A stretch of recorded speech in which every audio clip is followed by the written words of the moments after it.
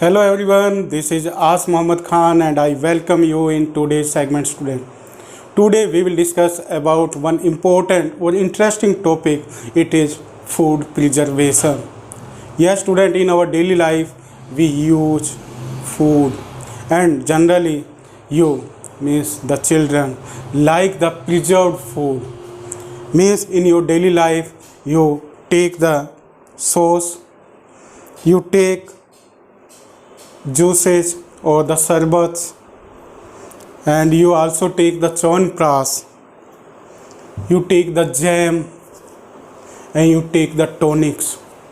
All these items student, and generally you also take the milk. So generally these food items are preserved student. They are preserved and they are preserved to protect from the microbes. Means if these food items are not preserved, then microbes can disturb their chemical composition, because when the microbes like the bacteria and fungi enter inside the food item student, then what they do the biochemical reactions, and due to those biochemical reactions the food items are converted into toxic substances, and those toxic substances harm our health student, and they work as poison, and we may have the food poisoning. That's why what should we do? We should preserve the food, or we should take the preserved food items. Now what is food preservation and how can we do it? Many times you observe at your home that your grandmother or mother prepare the pickles. Now the pickles are also the example of preserved food item student, because your mother add salt or oil in it, due to which the microbes like bacteria and fungi are not entered in that. Like this your mother also prepare the jam, and in all those jams some chemical substances are introduced student, and like the chemical substances like the sodium benzoate and sodium metabisulfite is added in that particular jam, due to which that particular jam does not spoil, and it does not spoil due to the introducing of those chemical substances. So those chemical substances are known as preservative student. So now we will discuss about the food preservation.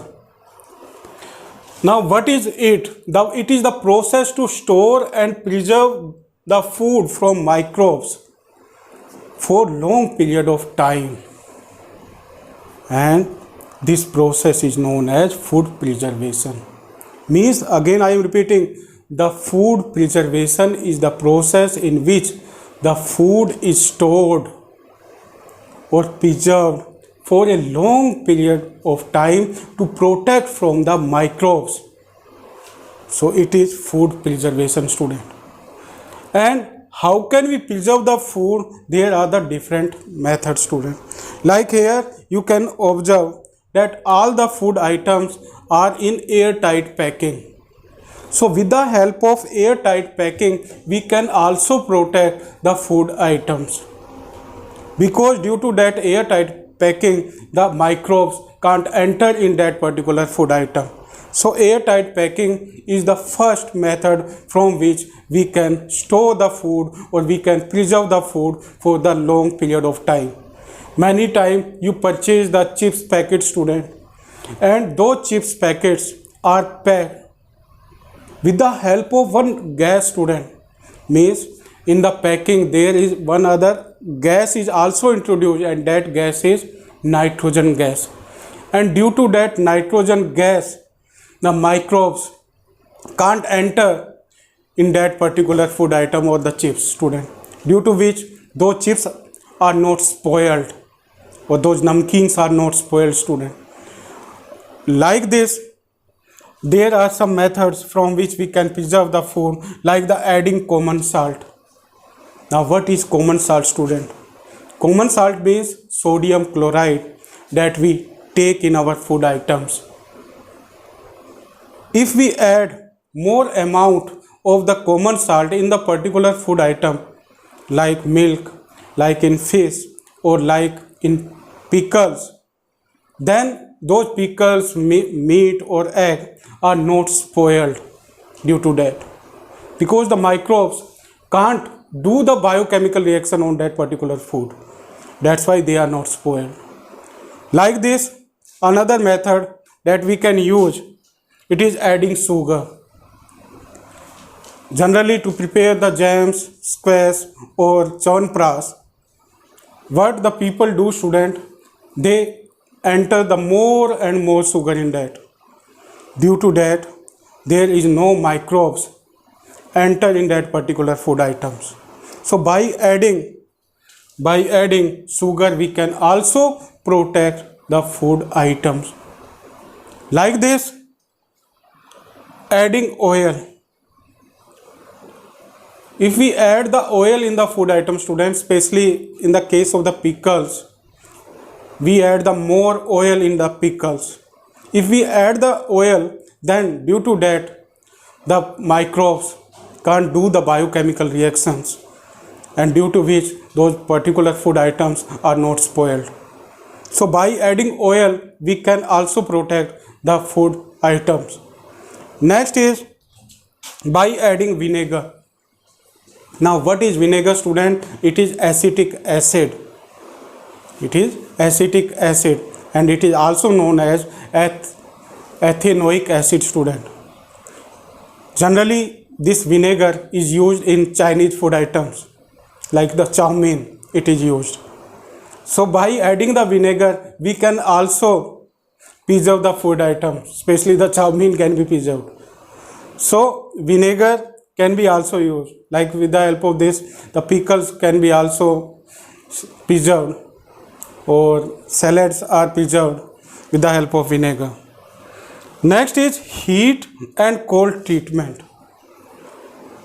Heat and cold treatment is the most important method, student, from which we can store or we can preserve the milk for a long period of time. And generally it is used in the dairies, especially in the dairies this technique is used. And this technique is also known as pasteurization, student, because this heat and cold treatment method was given by Louis Pasteur.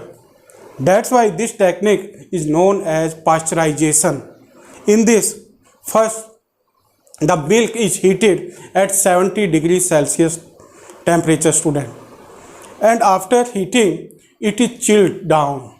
It is chilled down at 0 degrees Celsius, from which all the microbes that are found in the milk are killed, and food can be preserved for the long period of time, or milk can be preserved for a long period of time. And the packets of the milk that we purchase from the market, student, generally all those milk packets are preserved with the help of pasteurization, like Amul milk, Saras milk. They are found in the packet, student, and they are preserved with the help of pasteurization or heat and cold treatment. So it is the most important method from which we can preserve the food items, especially the milk. Like this, there is another method, student. It is known as chemical method. Especially in all these food items, in the juices, in the sauce, in the chyawanprash, and in the jams, in the tonics, especially some chemical substances are introduced, student, and those all chemical substances are known as preservatives. By adding those preservatives, we can store that particular food for a long period of time. Now I want to give some example of those preservatives, like the sodium benzoate, sodium metabisulfite.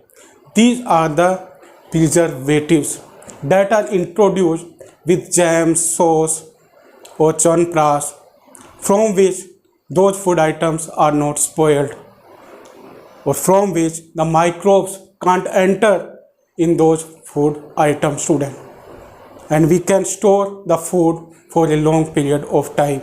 So chemical method is also important, and generally all the industrialists, they use the chemical method for the preserving of the food, student.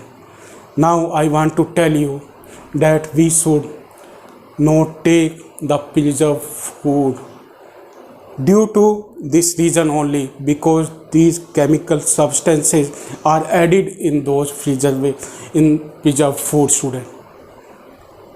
And these preservatives like the sodium benzoate and sodium metabisulfite, if they are introduced in large quantity, then they are harmful for our health. That's why we should try to avoid the preserved food. We should not take them, or we should take them in less amount, student, because if the chemical preservatives are added in that particular food item, then it is harmful for our health. It may do indigestion, student, because those preservatives can kill the beneficial bacteria that are found in our intestine. So it may disturb our digestion. That's why we should not take the food that are preserved by the chemical method, student, especially the juice. Generally we take the fruit juice that are preserved by the industry. Those fruit juice are harmful for our health, so we should try to avoid them. So it is about the food preservation and method of food preservation, student. Now you try to understand this topic and you will read it and write it in your notebook. Thank you very much and have a pleasant day.